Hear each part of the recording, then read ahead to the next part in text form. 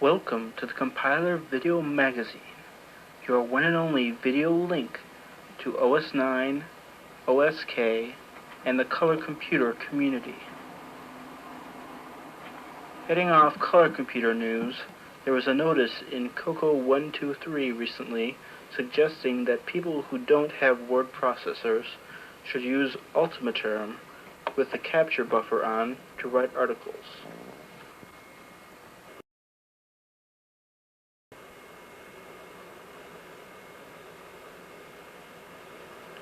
We have highlights from the third annual last Chicago CoCoFEST. We will jump to that after our two reviews. We will be reviewing two programs from Joel Hegberg, Write and EthaGUI for the MM1.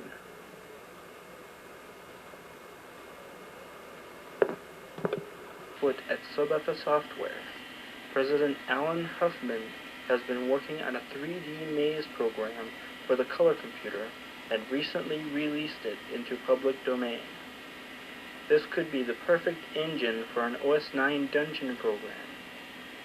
Speaking of adventures, there are also Fest adventures out there for OS-9 and OSK, courtesy of Sobetha Software.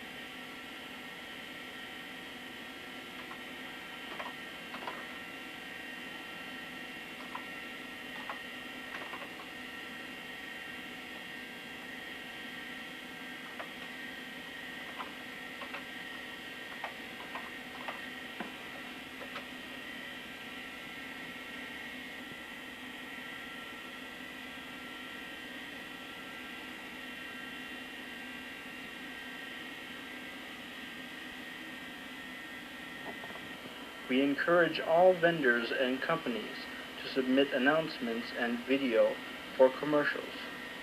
The first announcement is always free of charge.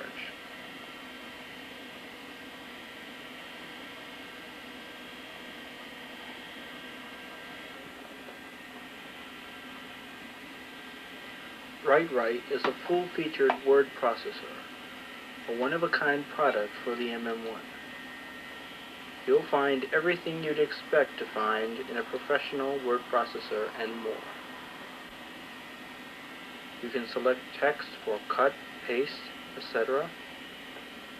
Standard K-Windows buttons for move, resize, and push to the back are provided.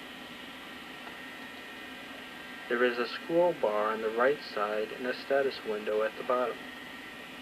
Recent updates include saving text as lines or paragraphs, and saving as OS-9 or MS-DOS files.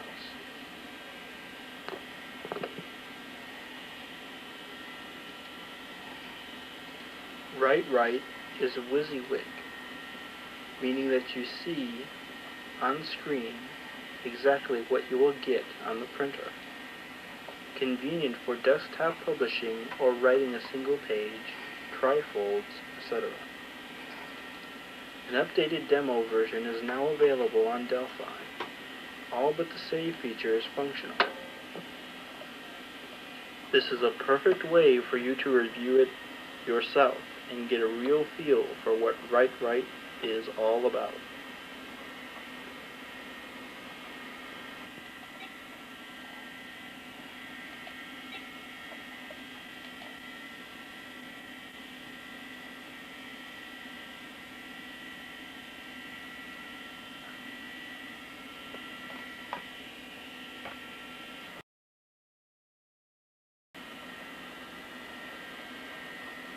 Sobetha Software and Joel Matthew Hegberg proudly present EthaGUI, a system to make using your MM1 effortless.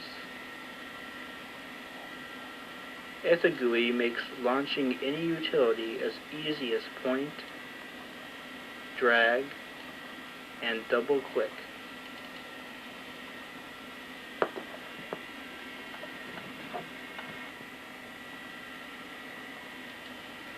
Icons are made with either of two icon editors included. Then a GAIF file is created with information about the window in which the program is to be run. After that, you simply point and shoot.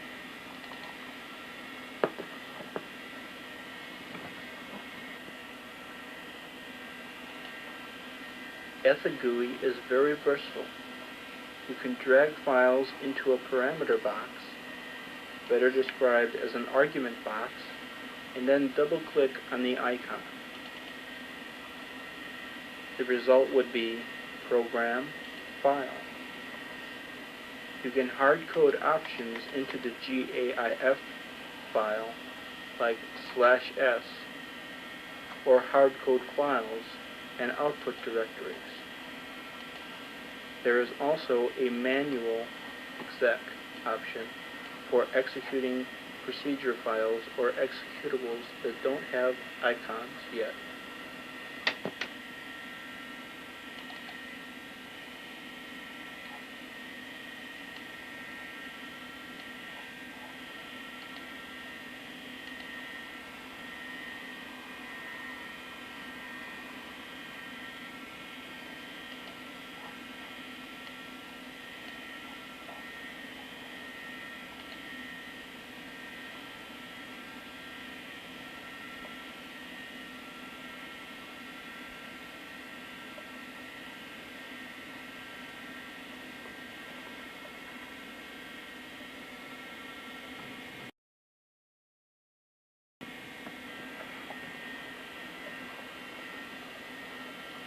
When you double-click on an icon, a program called SEPL4 is called, and the GAIF file is passed to it.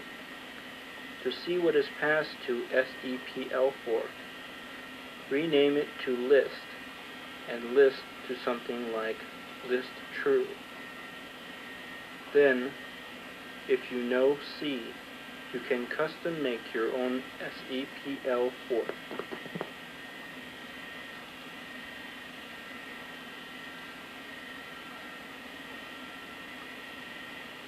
EthaGUI comes built in with 7 screensavers, shell commands in a menu like list, rename, copy, which can be performed on any file you drag into the parameter box, a notepad, and an autodialer phone book. I have used EthaGUI for several months now, and I have found it both easy to use and bug-free. It's also the perfect way to get computer illiterates or people not familiar with OS-9 on your MM1. It also just makes your MM1 very, very easy to use.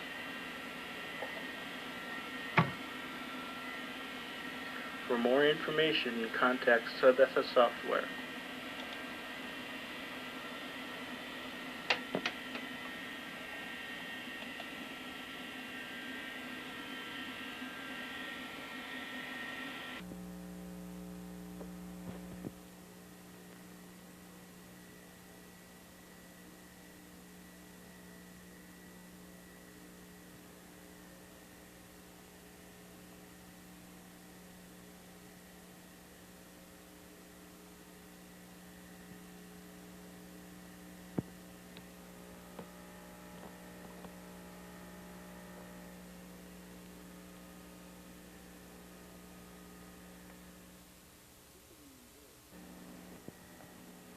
People we endorse but are in no way affiliated with Digigrade Productions are Glenside Color Computer Club,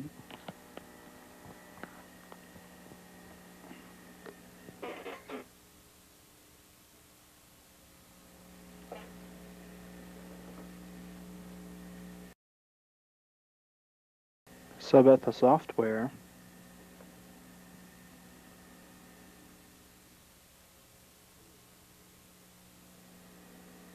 Kayla Software,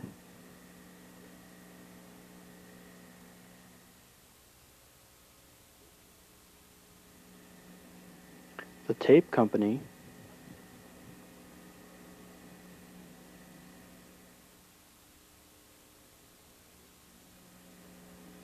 Blackhawk Enterprises, the new supplier of the MM1,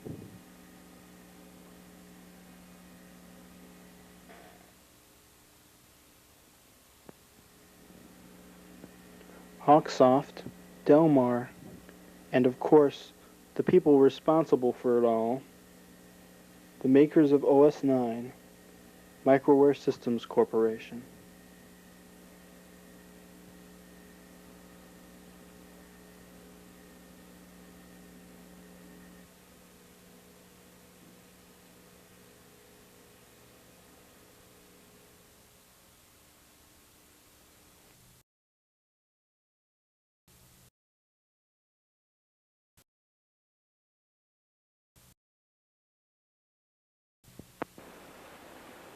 I want to take this time now to mention that you can get in touch with me, Dave Pellerito, at either Digigrade Productions, that's D-I-G-I-R-A-D-E Productions, 1325 West Lincoln Highway, apartment 412A, DeKalb, Illinois, that's D-E-K-A-L-B, Illinois, 60115, or at telenet@delphi.com, T-E-L-E-N-U-T at DELPHI.com.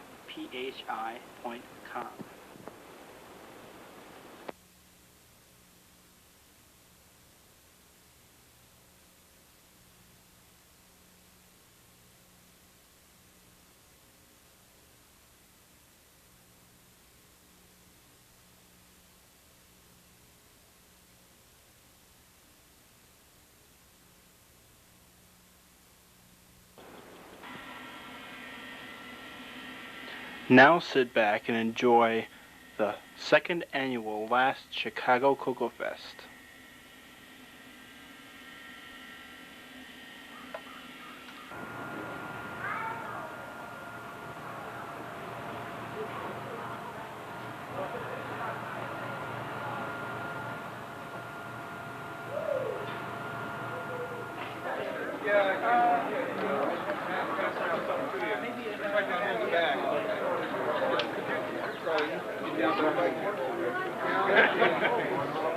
So you don't want this on site?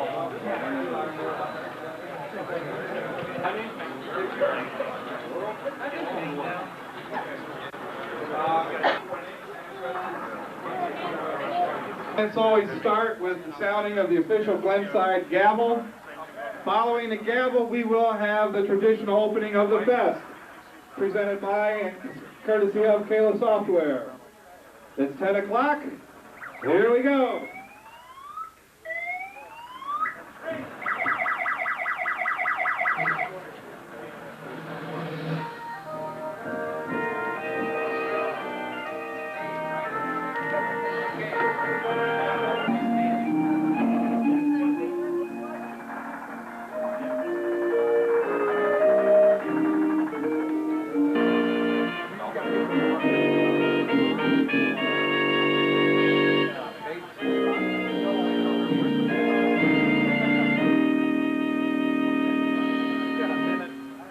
Ready, Mo?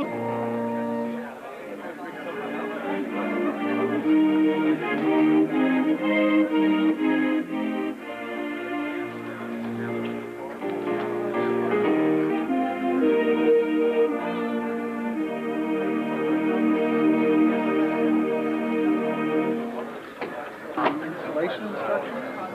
So I'm going to print those up tonight. Tomorrow. And those are 1995. Okay. Next year I'm good.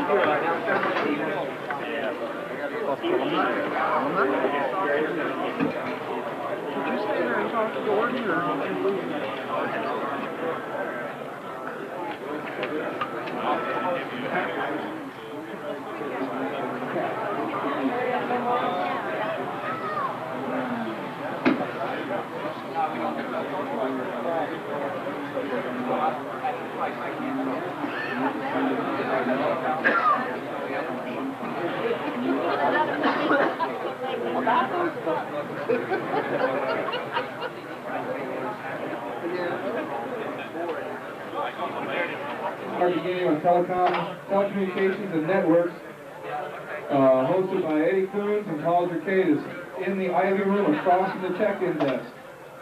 5 minutes, telecom and networking.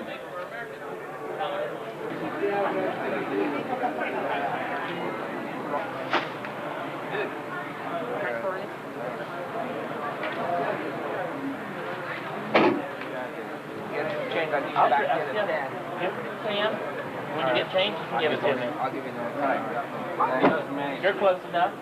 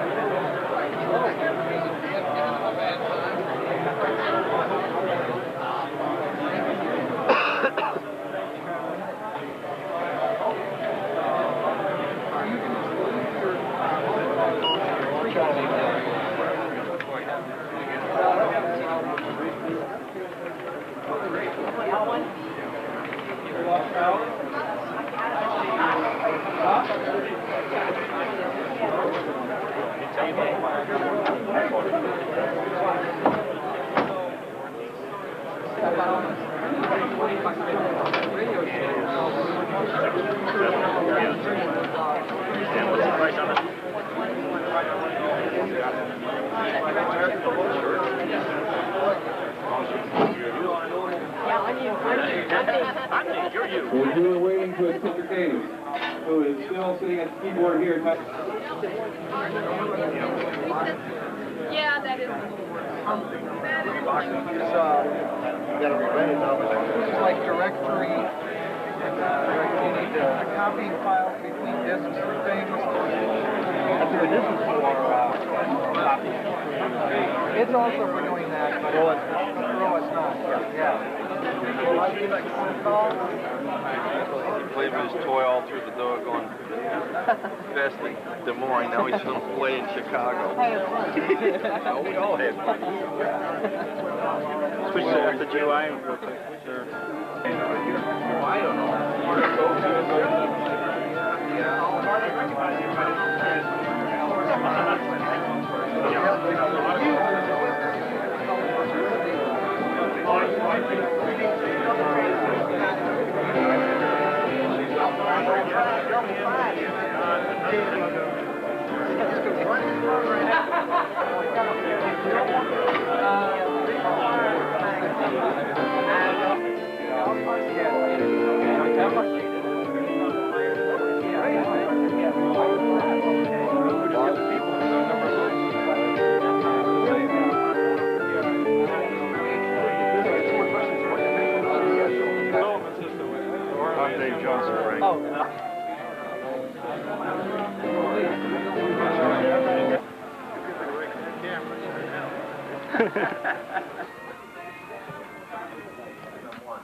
And they got the 1.2 gig drive.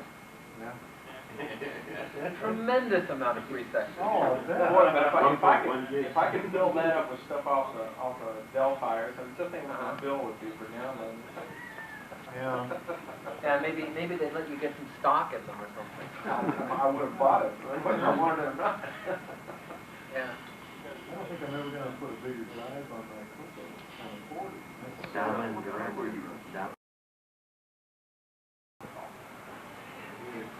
Unix to Unix copy protocol. It's something that was cobbled together about 20 years ago when someone wanted to send files from this Unix system to that Unix system. So they connected them by some piece of wire, and they threw together this protocol to copy files between them. And over the years, it turned into a worldwide network of computers that talk to one another, mostly over phone lines, connecting some, I think, 300,000 computers. And Very few universities. well, most universities are on the internet these days, since it's cheap enough. But there's a lot of small companies are on the UCP, lots and lots of hobbyists. RIS is it's another BBS multi-board system. Yeah. I just wanted to get a little thing cleared up. On Delphi, if you don't subscribe to internet and you're not part of the internet SIG, you can still receive internet mail, but you can't send internet mail, right? But you can reply to internet mail. Can you? Yes. I wasn't sure about that. Yes. All you do is type REP and it will send it. Okay. I wonder if you can use the copy feature then to also send it. Yeah. You can continuously reply to different people. Don't say that too long, it'll fix it. And also, you can, this may not help most people, but if you are connected on the internet at school or at work, you can telnet into Delphi from there. 24 hours a day, no access charges, just the normal Delphi charges. And you don't have to be a member of the internet SIG to do that. Last week, which is part of why I'm so groggy right now. And for several of those nights, we had absolutely nothing to do because they had just broken the accelerator at work right before my shift, conveniently. But of course, I had to stay there for the full 8 hours, midnight to 8. So I would just telnet into Delphi and read the forum messages. I'm very behind reading forum messages. So I just sit there, next. Well, I have a habit of setting things down. I don't want to set anything down. Use a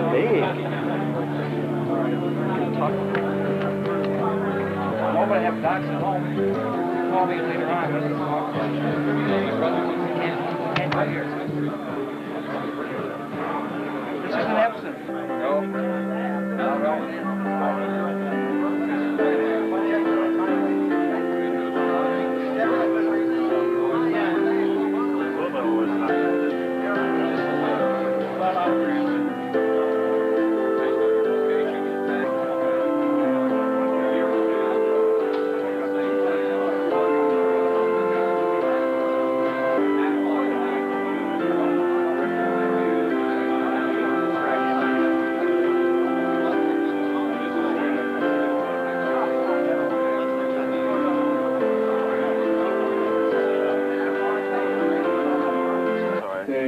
Change your Is the game program res. playable over a modem, no modem, or in demo mode, or view against the computer? A copy of Copycat by John Strong. And so he's been working on it. He actually has interface with different, two computers, isolated two computers, and send stuff back and forth, which is okay. That's cool. I don't see that as being what isolated is for. The chip manufacturers will develop the chips all the time at an increasingly greater rate that has its built-in isolated super. We should be able to take the N1 and hook it up through the VCR, the radio, the TV set, and literally control things from the computer. That's what it's for. That's what the isolated bus is for. Nobody's looking into that. Nobody's messing around with that. So the only thing that working is done with the isolated bus is using it as like a little mini network between them and one.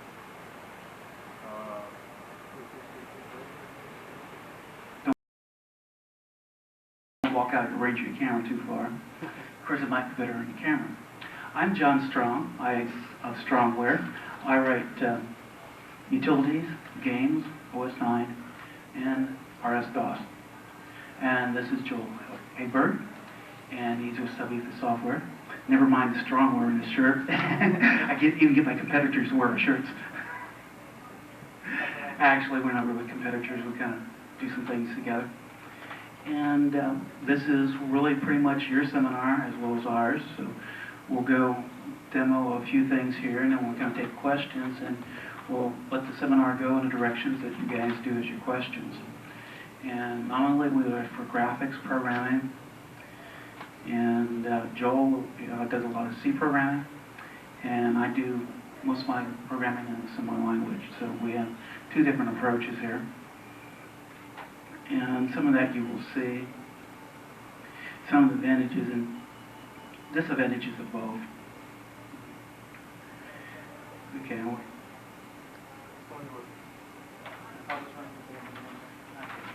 Start your word processor. That's what you want to do here. Okay, Joel has done some quite nice things for the MM1. How many people have MM1s here? 2, 3, okay. How many people use OS-9 in any shape or form? Okay. And we have one guy's probably just RS-DOS here. Okay, that's good. I use RS-DOS for my games. The thing is, with a game, sometimes you don't really need an operating system. Any operating system that might be in the machine is essentially in your way.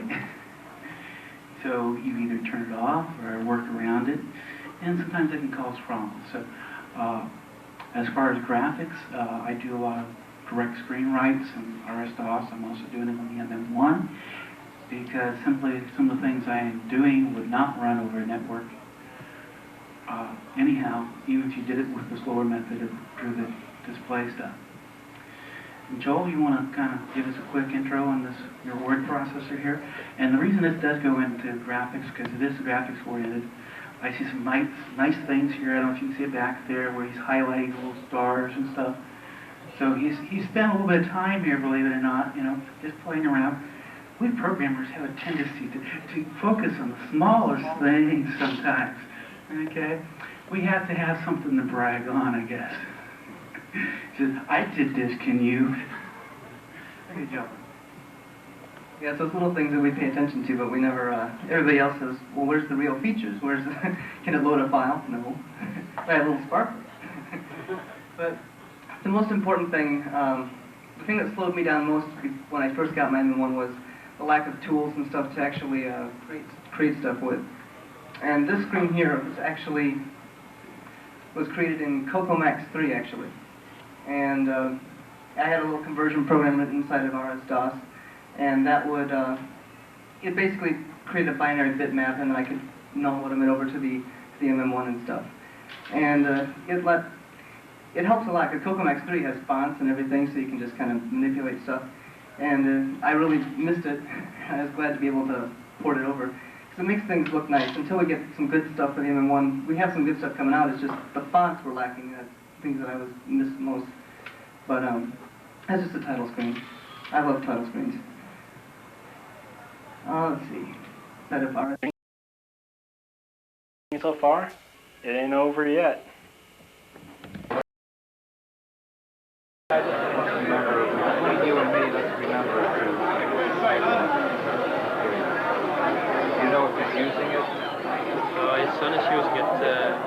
Oh, very good. Okay, well, they should have it. Yes, he should have it.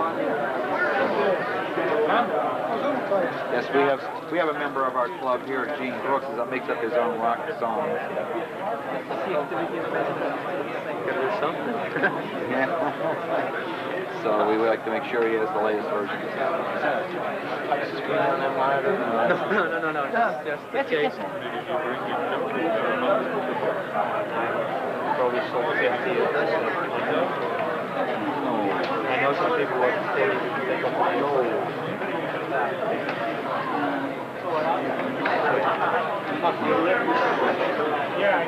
There must be a key that toggles it into.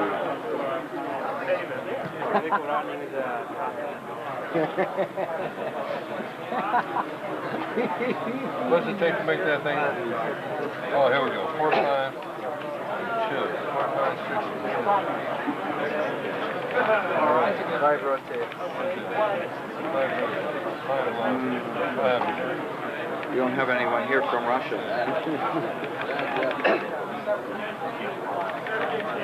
Oh, boy. What's this shape? I never saw that. Yeah. There we go. VR bar, streaming all seamless. As Japanese people have their screen here. How did you get your screen here? Okay, last How drawing did of you the get your day. screen here? Last Japan. door prize of the day. How? Graphics. As soon as I can find a container with all of the Mike. name tags in it, I have a drawing. That little guy's annoying on there. Yeah.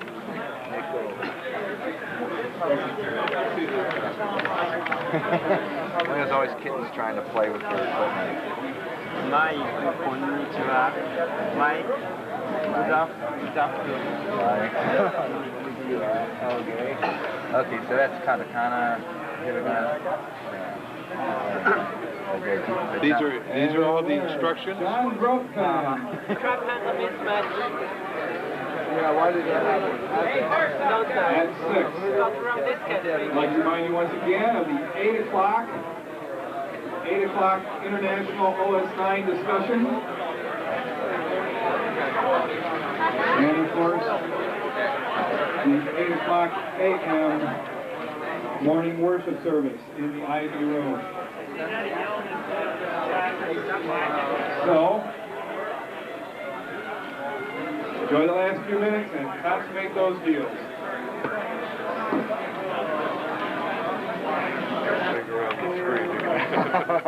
The little kitty.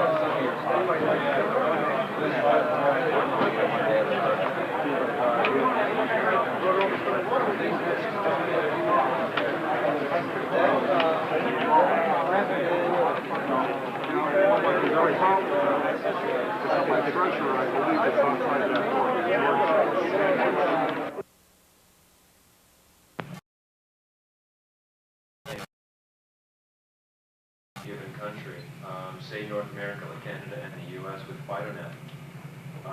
There are, like FidoNet is pretty much all over the place as far as North America is concerned. But there are quite a few isolated BBSs that are just kind of... Let us help them, so okay. Yeah. And but we don't want to forget the personal use, because we still think OS-9 is a very good operating system, not only for companies and control applications, the main market is.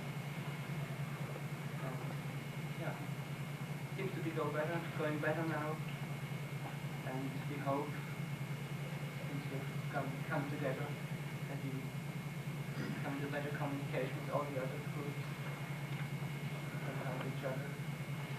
And maybe that we also can help microware and microware can help us. Okay. Well, as Stefan indicated, our main problem is indeed that the Coco and Dragon users, the number of Coco and Dragon users is getting down, and therefore our membership is going down, which is why we want to look into the commercial area as well. But as I indicated before, it's hard for us as coming from a Coco group to go to a company from, well, we have something to offer to you, and they'll start to look at you from, whoa, what's the 6809 group coming to do here? So that's why we wanted a stronger user base in order to be able to provide some to those companies as well. It wasn't just not possible for us as a small user group to do so. And what was kind of interesting I found was that even companies, industrial users are also looking for user groups where they can join. Because I've always been thinking that commercial users didn't have the problems that we had. But in recent talks that I had with those companies, it turned out that they feel just as isolated as any of us Coco or Dragon users. That's basically the reason why I started this whole idea of getting the user groups together in order to be able to provide more information to our members or to our future members. We've had in Europe Tandy Coco already 3 or 4 years ago. So when our group was started in 1984 by Martin van Moon from the UK, it grew to about 200 members. And as of now, we're only left with about 25 to 30 members. So that's quite a decline in just a couple of years. It's not really a coincidence that Tandy had to close all their shops just 2 years after they dropped the Coco. It wasn't a smart move for them to do, but well, anyhow, they did at that time. So we're still a little bit ahead of the time of what's going to happen in the US now. Tandy dropped the Coco here as well. It might take a couple of years before it happens, but it'll happen sometime. So I guess the only road to go now is for 68K. Well, the main people using it at the moment are commercial users, and the more people we have in the groups that use 68K, the more 609 people will be confident to go to 68K as well.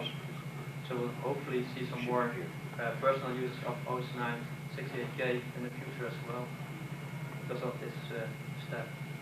That's what we hope. Is the Dragon your main computer that you use over there? No, not anymore. I don't think we'll now have 40% of Dragon and 60% Coco users. That was in the beginning. In the beginning there was about 80% of Dragon users, mainly in the UK where the group was founded back then. What machine are you looking at for the future? We're not going to look for any specific machine, because that's not that easy as it was now for the Coco. You had the Coco and well, the Dragon. There were two computers which were quite similar. But when you go to 68K, you've got quite a lot of different machines, but they basically run the same operating system. There's no need to divide anything else. Maybe I can say machines like the MM1 or the 68K machines as they're available here in the States, they're not known, or almost not known. But there are some 68K machines around which are based on designs which were made by some computer magazines, at least 3 of them. They have been quite popular and have been quite popular. So the market is a little bit different. Here you can buy those MM1s and other, and in Europe they're not known. And as far as I know, there are none comparable machines available. Not that I know of either. I only know the ones from the CP and magazine. Those are mainly self-built systems, with some free to support those 9 to Do forged computers or gimmicks have any presence in Europe? Gimmicks, a little bit. I had a gimmicks for my current machine, but it's not very well known.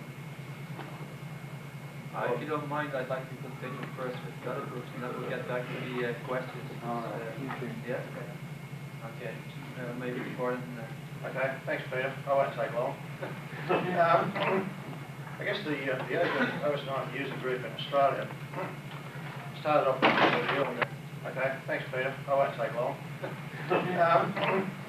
I guess the OS-9 user group in Australia started off in the early 80s with level 1 and the CoCo 2, and we really sprang from CoCo users in the main. There was a user group there that operated in the early 80s. That folded up before the release of the CoCo 3. And about that time, it continued on for a little while, but about 1988, after virtually going in and non-existent for about 6 months, three of us decided that, this really wasn't good enough. We want to pick the thing up and do it again. So myself and two other Aussies, Bob DeVries and Don Berry, got together, and they had been using OS-9 for some time. One of them was actually running it on the Atari, level 1 on the Atari. And we got the US, or the OS-9 user group together with, a lot of support in the early stages obviously came from the US group. And we've been running ever since. We've produced a monthly newsletter. Currently we're running about 65 members. There's a couple overseas members in New Zealand and places like that. We do also exchange information with Peter in probably the last 2 years. So we've been exchanging newsletters and trying to sort of spread a bit of information that way. But they are predominantly personal users. There is no industrial or commercial users that I know of in our group. So that's about the user base. And as others have said before me, the whole purpose of our user group is to exchange information, to solve problems and all these little bugs. And somebody says that I can find a new and better way to do things, and there's all sorts of swirl interesting software around. We do have a few guys writing software in C in Australia, not very many, but a few guys are actually contributing their own C programs, which is good. Apart from the CoCo, as I said, 68K on Ataris. I think there's 2 MM1s in Australia that I know of. So it really comes to the question, as Peter said, as in Europe, Tandy dropped the CoCo in Australia about 4 years ago. And we've continued on, thinking that a user group would fail, or users would eventually go away. And it did drop to 30 or 40, and it's back up to 60, and it's up to almost 65 again now. And we've even had guys that have sort of gone away and bought a dog. And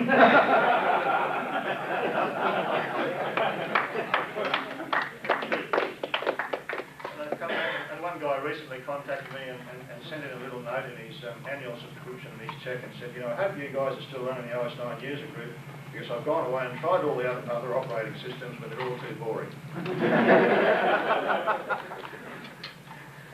So which is good. So that there's certainly interest there. Just how much interest there is in the industrial area, I really haven't explored that angle. It's sort of survived by personal users. Obviously the question now comes up, where do you go from here? Do you go to a 68K machine?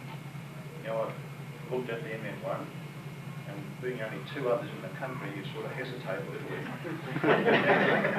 And rushing into that, you have some problem, what do you do?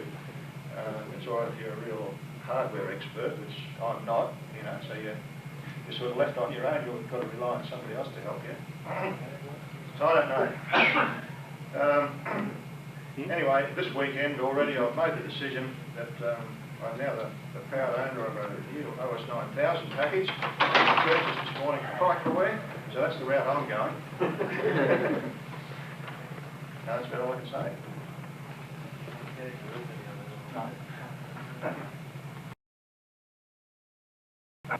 In Japan, unfortunately, CoCo machine not reached yet. Maybe I don't know why this shift in Japan in 10 years. I don't know. I believe Japan is a very special specification because, as you know, displays are kanji. Maybe and drawing a square by graphics and into a kanji display. There's a very difficult hardware power in EE. Tandy maybe these bigger program cannot ship yet. By the way, in Japan, we make a Fujitsu. Today's display, nowadays corner, I've seen learning a Godzilla, learning a neck casting, throwing a castle system machine. Many Japanese OS-9 users or another personal users already have a OS-9 based machine. Maybe many available software in Japan already started. I'm very happy to another to shift to copy to you in Japan from US.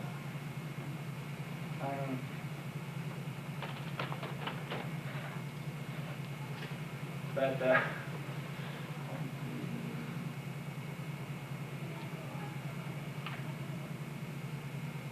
sorry, I do not. Today is very nervous. So it's okay. Don't worry about it. It's okay. Yeah.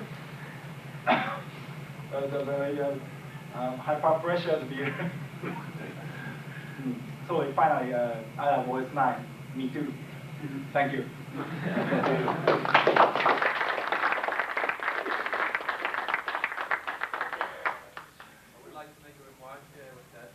The OS-9 user group of Japan is about 400 members, maybe. Of which about half of them use OS-9 68K, so that are quite large figures compared to the other groups that we have here. Well, there were some questions, many questions. Let's start on the right, and then we'll move. I know in Europe the Atari ST series is very popular. What kind of percentage is in the OS-9 groups? Maybe I have to say the Atari business is not going very good. For example, Atari Switzerland has closed their offices a few weeks ago. So their business is going down, maybe because of their own faults, because they... Typical Atari in that. Yes, they forgot to get something new, really new on the market. So they're dying out. But I do not know many Atari users with OS-9, at least in Switzerland. Some more in Germany. We've got 4 of our 25 people at Atari using OS-9. That's only very recently, since Humana dropped the price from 400 pounds or something like that to 99 pounds. It was way too expensive for most people to get OS-9 for the Atari a couple of years ago. But now they've dropped the price to 99 pounds, which is about $170. That's a full development system, a sculptor, stylograph and everything included. So that's a very reasonable price. Since they did that, we've got 3 more Atari OS-9 users. Does their port support graphics, do you know? Or yes. You can have MGR with the Commander package. I think I can first port of MGR to graphics already. But it's not included with the package. But you can get it for a few more dollars. Okay, on your home brewed machines, also with your fan machines, what kind of graphics capability do they have? We're doing the Windows application like K-Windows, and I've got like drawing program under development. What I'm curious is, what capabilities your machines have that perhaps I could take my stuff to you? What you might mean by capabilities? Resolution or type of hardware, or resolution. One thing, colors. So, my machine, I have quite good graphics. I have up to 1K by 1K and big graphics with my memory map video RAM very fast.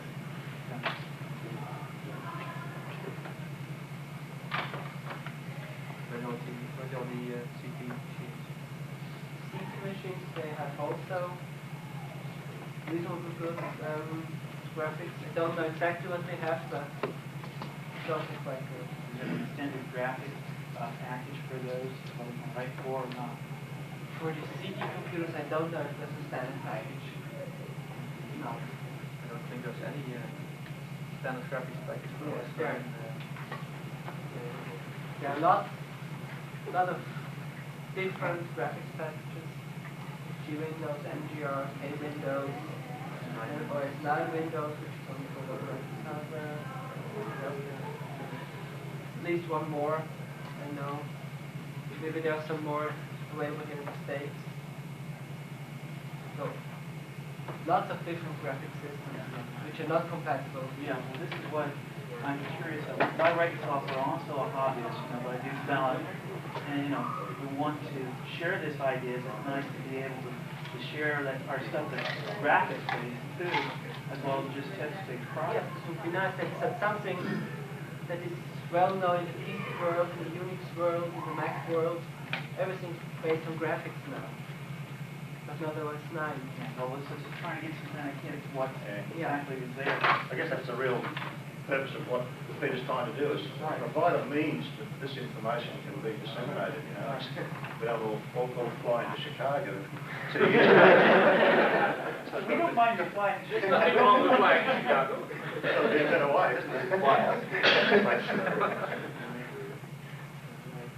I have a comment here.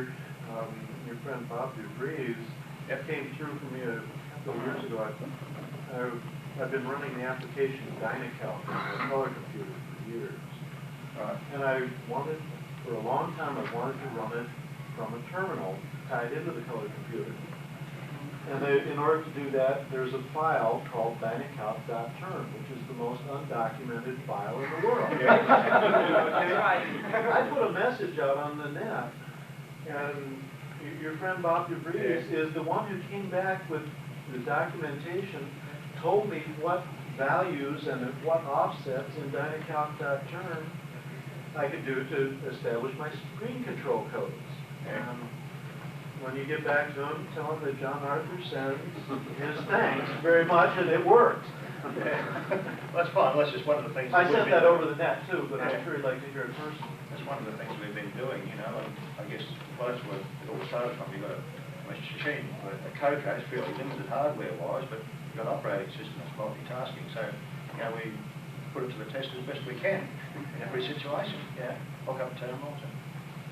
And to come back to the graphics, Coco had a standard graphics, so you could. This is a text-based application, but still the screen control codes were somewhere hidden. They're hidden in a file. Crypted in a file. Right. Okay. Ed? Yeah. I guess this one's more for Stephen. You mentioned that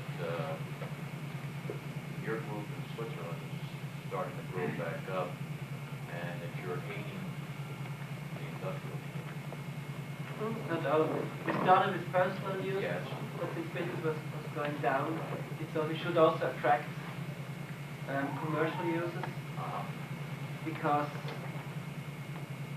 why shouldn't they have the same problems as personal users? Right. Can you elaborate more on that? How you're attracting them, how you're helping them, and so forth? Yes. No, maybe I have to go a little bit back in history, like Apple worked before. Until end of last year, Apple was based on a system where users or members sent in software. This was collected at Apple, was written on floppy disks and sent back to all the members. So software was distributed in this way. But business was not going very well because we got too few systems where users or members sent in software. This was collected at FO, was written on floppy disks and sent back to all the members. So software was distributed in this way. But business was not going very well because we got too few people sending software in, and so the disks were only filled software from 2 or 3 people, local people in Switzerland. We said no, we want to go on like this.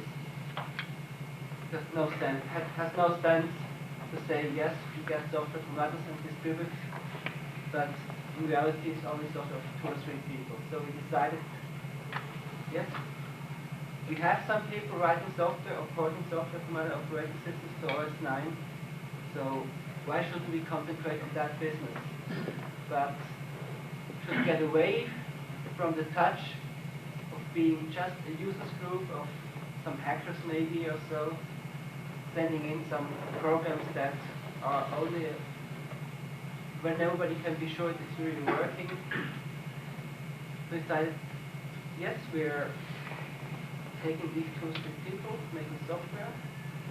This software is going to be tested by all our, let's say, our main members, or our closer members that live closer together, Switzerland.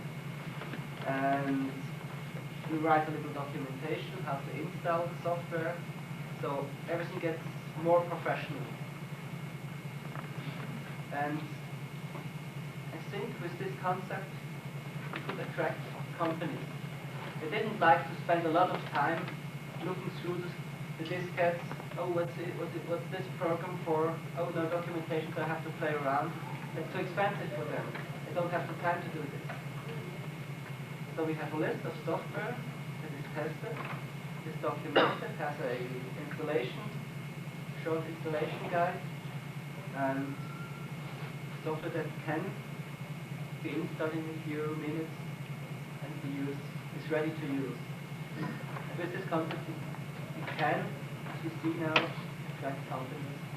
How long have you been doing this in terms of the training? We started beginning of this year. So not for very long, but we see a success. We see a success because in the last 2 months, 3 new companies joined. Before we had only one company who was joining us, it was CERN, which is not really a company, something like, yeah. Can I assume then that the software packages that you're talking about is updated ones? They are updated, they're Are not. Not yet. Because we started from our software pool, took these programs that seem to be reliable, and we were looking for someone in our group to maintain the software, to update, to make bug fixes if we get some. So to write documentation, to update documentation, and I think at the moment we have around 20.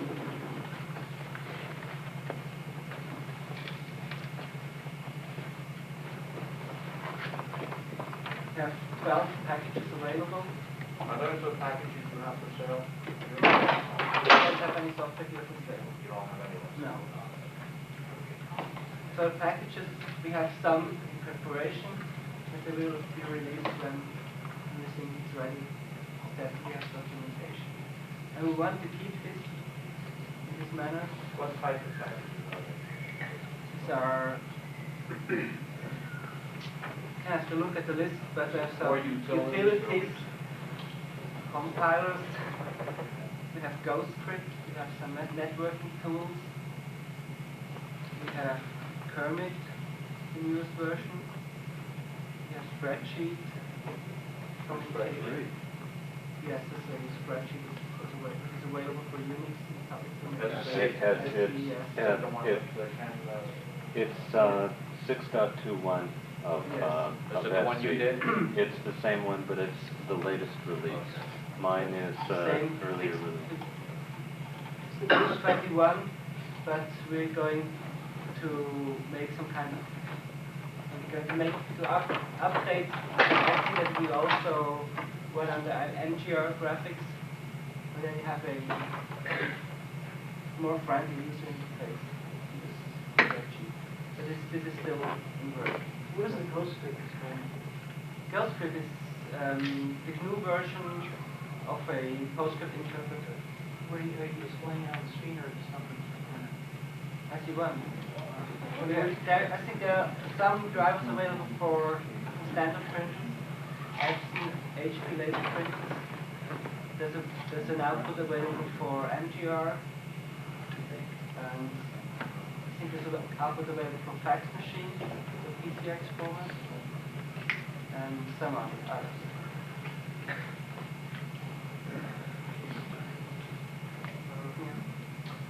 With both documentation and user interaction, there's an obvious question as to whether English or another language is a barrier with the international group we've got here. I just wonder if the two of you from Europe and one from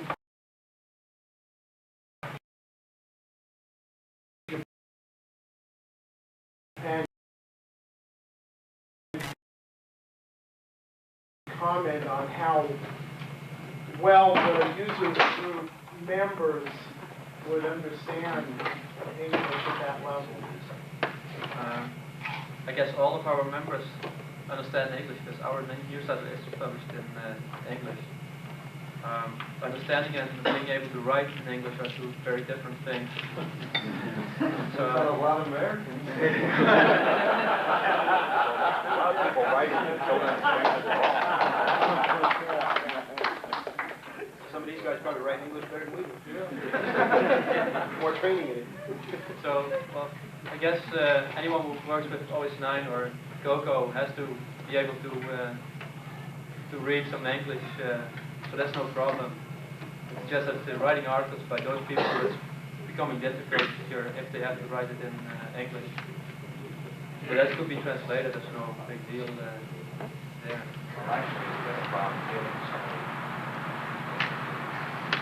It's been a problem getting some of the stuff translated to English. It's a definite problem. We can find people who know, say, German. They don't know technical German, they don't know Schumacher.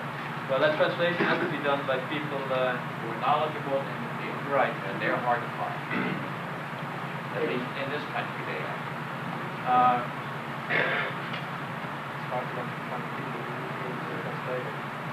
I don't think that would be a problem in Europe. I'd be able to do so. You have the time to do it. Okay, that's another problem, but there are many people Right. Someone with that kind of talent should be pretty busy. Is it basically the same with the FF program? Yes, at FO, I think all our members are able to read or talk English. So I don't have the problem. So if you have seen our magazine, first issue there were still a lot of articles in German, so very hard to understand for you. And the second issue, almost everything except one article which must be in German, everything is in English. And we want everything in English. Also, the documentation delivery is also in English. Oh, you're making a kind of a recommendation, I'm sorry. You're making a recommendation to your people to write in English? Yes. And if someone is not very good at English, we can give you some help.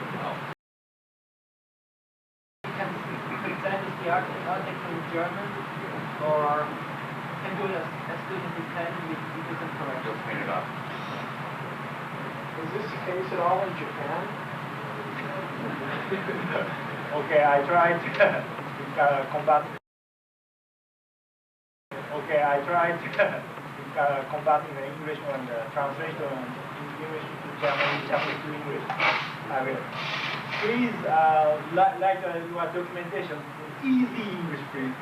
Because my translator is very poor. Okay? Thank you. I guess that's one of the reasons 6309 stayed a secret for so long.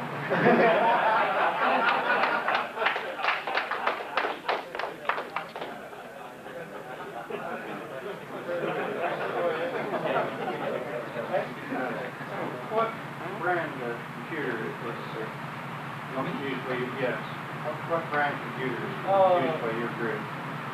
Just two machines. 6309 based machines. Today's display Fujitsu's FM11 82 plus maybe. By the way, 68000 based machines I have. This machine, Sharp company, some calculator company, you know. Sharp. Sharp, yeah. Sharp X 68000 ACE.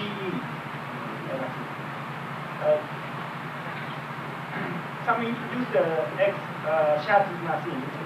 These machines target amusement or use amusement. Looks like Garlic or some Debius or another arcade games, the Pac-Man, another system they target. A few years ago, X68000 engineers discussed to me with the Yamaguchi, Mr. Yamaguchi to me. Teacher and Sharp teaches and discuss Nintendo's software vendors. The Nintendo's software computer Sharp X68000 under the OS-9 68000 based game machine converting to think about the concept. Is Sharp or Sharp or Fujitsu, I'm not sure if I pronounced that right. Do they have any licensing problems trying to market their computers, OS-9 computers here in the U.S.? They're not brought in here at all. Not at all. I don't think it's licensing. They're not available here at all? I think it's a matter of time.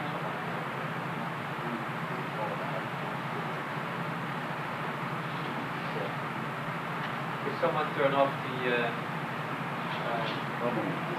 What? Bottom right. Bottom right. Considered a few times. Computer, how long has it been around, the Fujitsu computer? And was it built around the 6309 rather than the 6809? First time Fujitsu's debut was a 6809 based machine. But maybe Fujitsu stopped, the ship already stopped, maybe. Many of the users or based OS-9 users changed the 6809 to change the 683, 6C Charlie 09 EP and increase the speed, try to increase the speed. It's an industrial, no, OS-9 uses the standard 6309 and the clock speed 3 megahertz. This is a standard, today that this is a standard system, right? Fujitsu's FM11 and customize 6309 plus 3 megahertz clock, okay?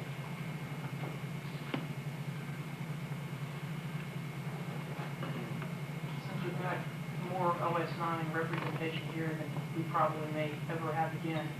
Don't say that. Well, I'd like to see it, but it's... Than you've ever seen before. That's never had before. That's right. That's right. I know that, I drove 16 hours to get here, and I thought that I was real tough for doing that, and we get people that have come from halfway around the world, or as far, I mean, I can't even imagine somebody putting forth that effort to work on something like this, and that shows a true love for a system. And I'm real interested in what we're going to do, how are we going to start keeping in touch, and what we're going to do, how are we going to start keeping in touch. And as a software developer, I may have some great utilities and some great things to contribute, but my background would be color computer, so a lot of my software would be machine specific. It might not help anywhere else. My partner might be developing MM1 software, which is great, but wouldn't run under G Windows or Manager or MTR, whatever it is. And I'm kind of wondering, what generic software, if somebody comes up with a good little utility, a file copy, an archiver that's text-based, that doesn't use graphics, I have no concept. If I sit down and write something on a 6809 or 6309, well, would it run in your machine? I mean, are we going to have a way to get software anything? So if I develop something, are we going to try to have a network where I can get it, and it goes to Australia, Japan, whatever, and we can get reports back. It's like, okay, if you stay within these guidelines, it'll run on this machine over there that the only reason I know it's OS-9 is because I recognize the same error messages.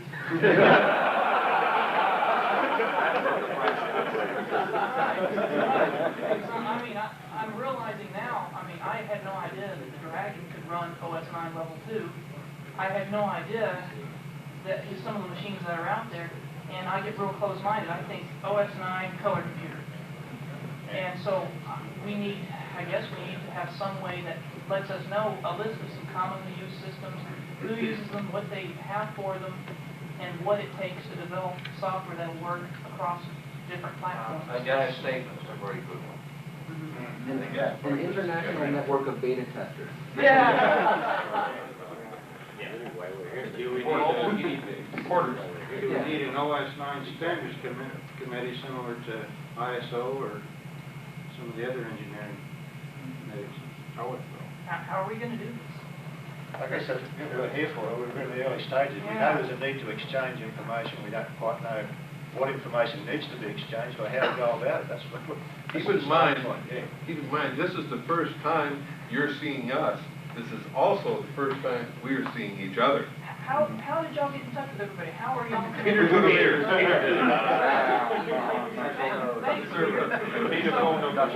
assuming that as representatives, y'all all have some direct communication with each other some way. We will have. Okay. And so it'd be kind of like working for a big company through the channels. If I've got something that I need to find out, I could get it to Jim, correct, and it can go through the various channels, and pretty soon everybody can be aware of that, and we can pull our information by going through our local level and then all together at some central point. Exactly right. That's what we hope to achieve. Exactly right. I have a related question, knowing that we all have to get together, and there's been talk about exchanging magazine articles, combining the library so that different groups can get hold of it, and of course electronic communication. And on that last point, I'm on most of the net from time to time, but I can't quite remember the story. It seems we cannot get a FIDO connection into Europe, at least not with the CoCo system. I don't know much about FIDO. I do not know where to look. So if anyone here knows a lot about FIDO, I can talk to tell me you what about Australia on FIDO, no problem from Belfast, and you guys. But I don't see Europe somehow. But I know FIDO systems are going into Europe. We've got a lot of MS-DOS, Amiga machines, and so FIDO on. systems in I know there are FIDO systems in Europe. Yeah. What's that?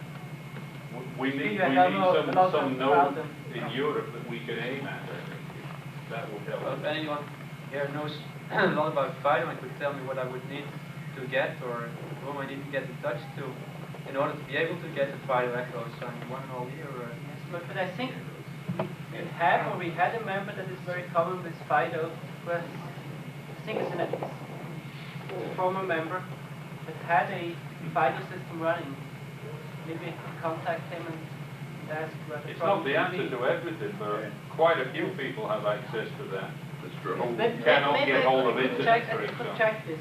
I could make a comment there. It's a system that's been up and running for a couple of years. I don't know if there's anybody else that is an expert in FIDO, and I can certainly make a comment how we got the Echo in Australia, and it was simply a case of, logging onto a FIDO bulletin board somewhere, find out who the source up is, and tell the guy that, we need this OS-9 Echo. And He didn't know anything about an OS-9 Echo, of course. But he needs somebody that's willing to make a little bit of effort on your behalf to track it down. And we did find somebody that was willing to do that. I know we've got the local bulletin board, it's got this list of all the echoes that are available, and the OS-9 Echo is mentioned in that, but the CISO, I've tried a couple of them, they all keep claiming that they can't get it, but it's still listed in this list of available echoes. I think the other thing we need to do is find a way to connect all the echoes. I mean, I get mail from, I get mail from the CoCo list, and I get mail from comp.os.os9, but I can't get any of the FIDO stuff. There's one FidoNet Echo which is in fact digested and mailed out periodically to internet addresses. Yeah, and you but can reading, mail like, from weeks worth of internet messages.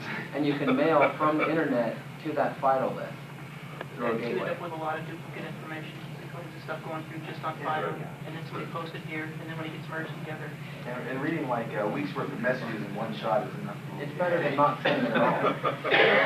I think what we need is not any one specific network, but just interconnecting all of them. Just crosstalk between them. So that if you post it somewhere, you can specify, yeah, this goes everywhere, or this stays on just this net, or... Because there's no way you're going to get everyone on any one network. Right. Oh yeah, I don't mean move everything to one, but connect them. Right. And that's happening. That's happening. Now, the biggest approach with is if you're going to be combining, say, internet and FIDO, let's say if you just connect those two together, all of the FIDO sysops, their mail load is going to increase a lot, and their phone bills are going to go through the roof. There is a problem with combining the list like that. Now, creating a gateway that you can send mail directly across is no problem. Like you can send mail from internet address to a FIDO net address to a specific person. That won't be a problem. Sending an entire list like you were talking about, a week's worth of mail over FIDO, that will be a problem because FIDO is pretty much, it's sysop supported. This sysop's got to call that one.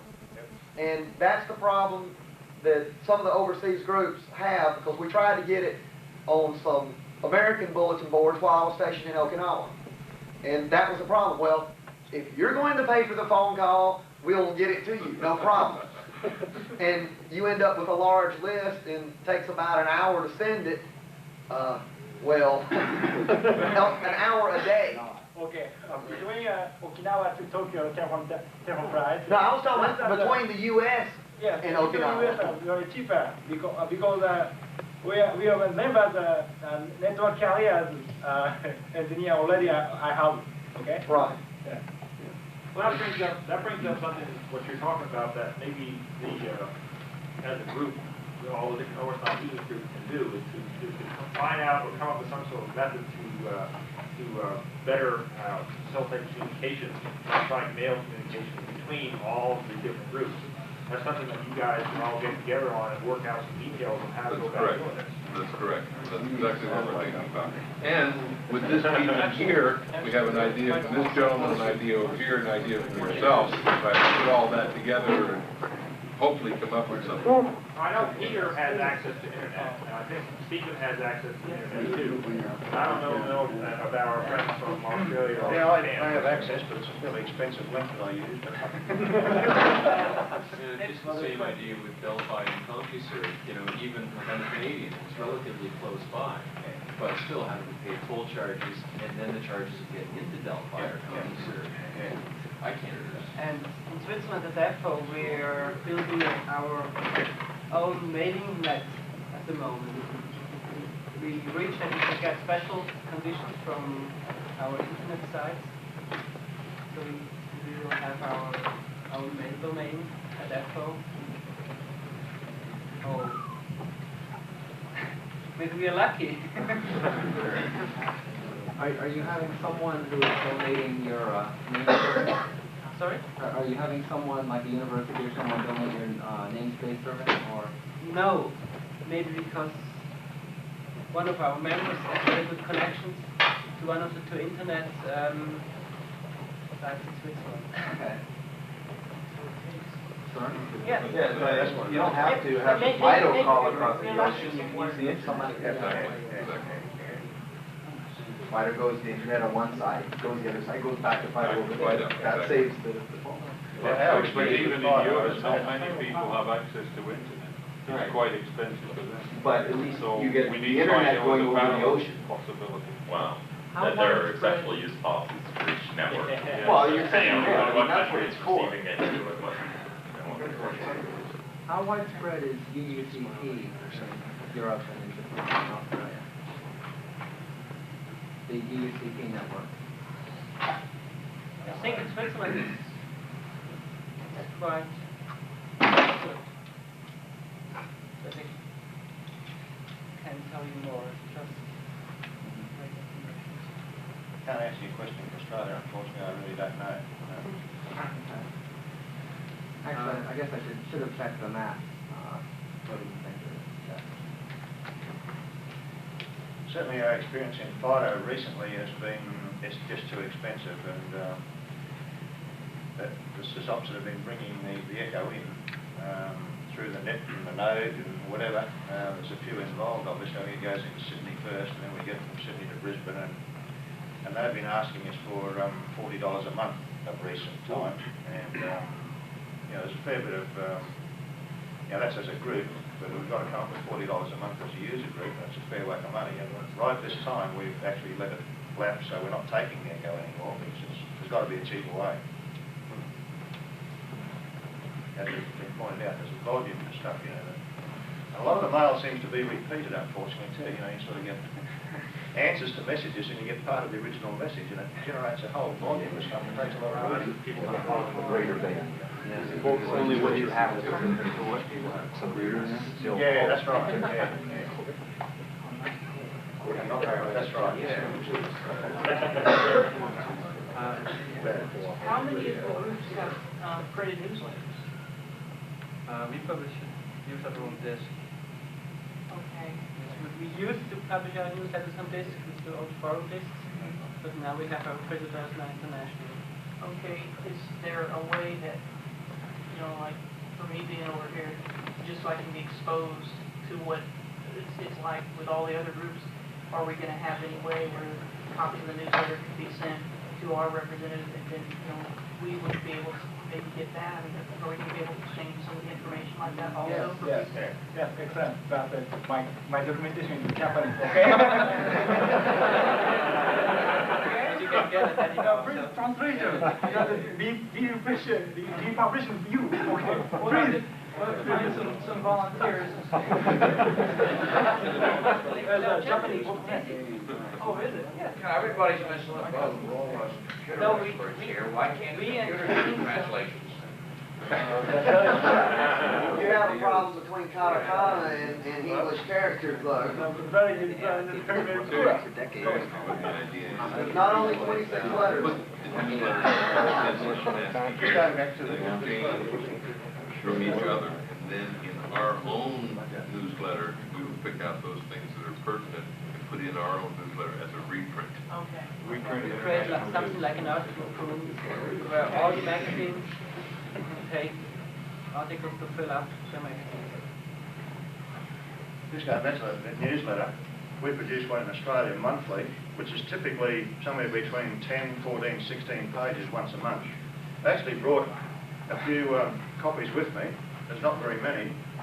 Obviously, because of the weight, I had to put it on the aeroplane. I certainly didn't bring enough for everybody, but I mean, I've got copies here that go back to September, which is sort of our current subscription year. So if anybody wants to undertake to photocopy these and distribute them, you know, just to those that are interested, I'll be quite happy to leave these with you as a starting point. You know, see what interest there is in that area.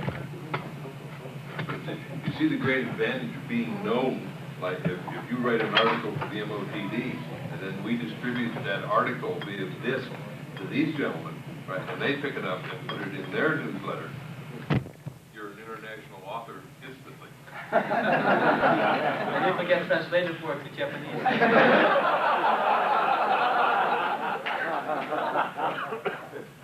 Well, that's how we got the information on the 6309. That's right. That's right. That seemed to work quite well.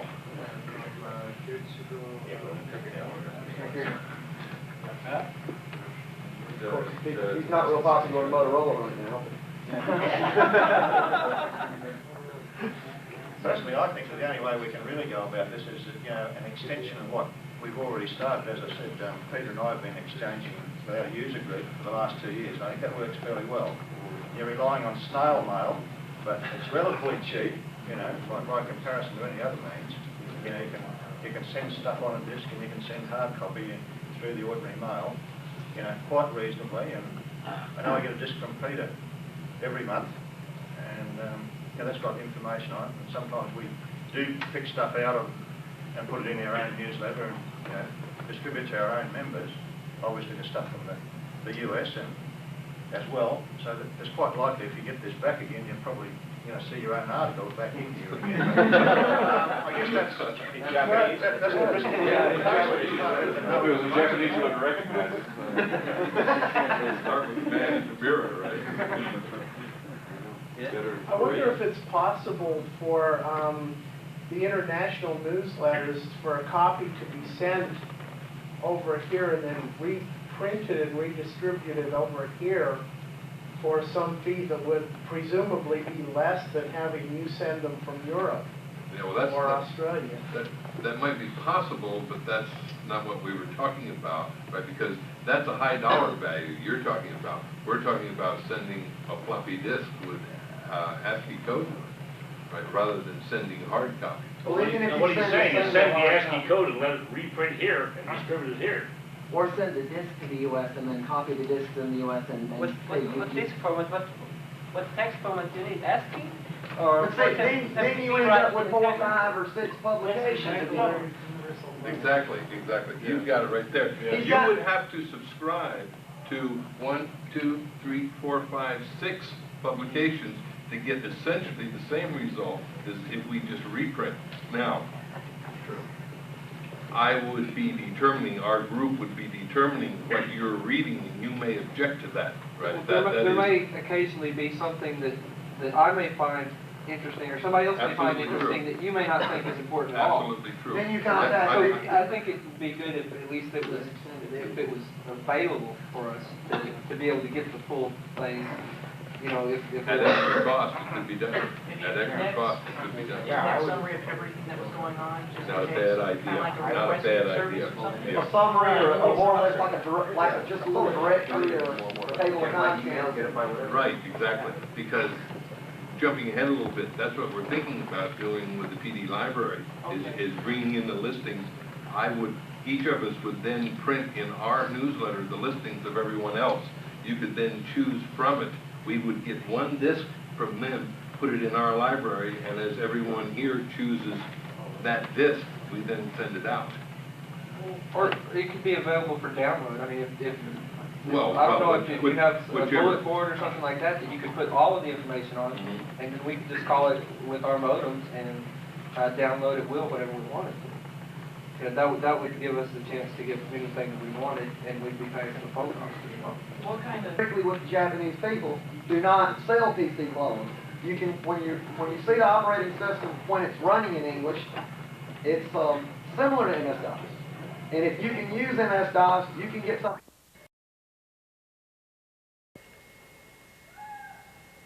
Well, they didn't find a solution. Not in that meeting, anyway. And I don't know if anyone has. Hopefully, someone in the know with the means to distribute some newsletter to 3 different countries economically will find a way. This is Dave Pellerito for the Compiler Video Magazine saying, see you next time.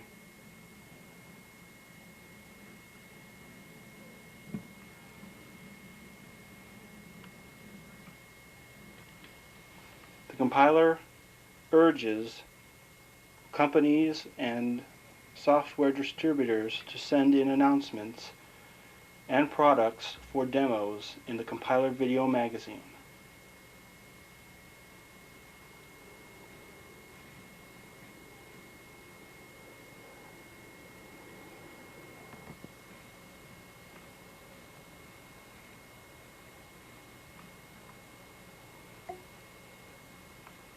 The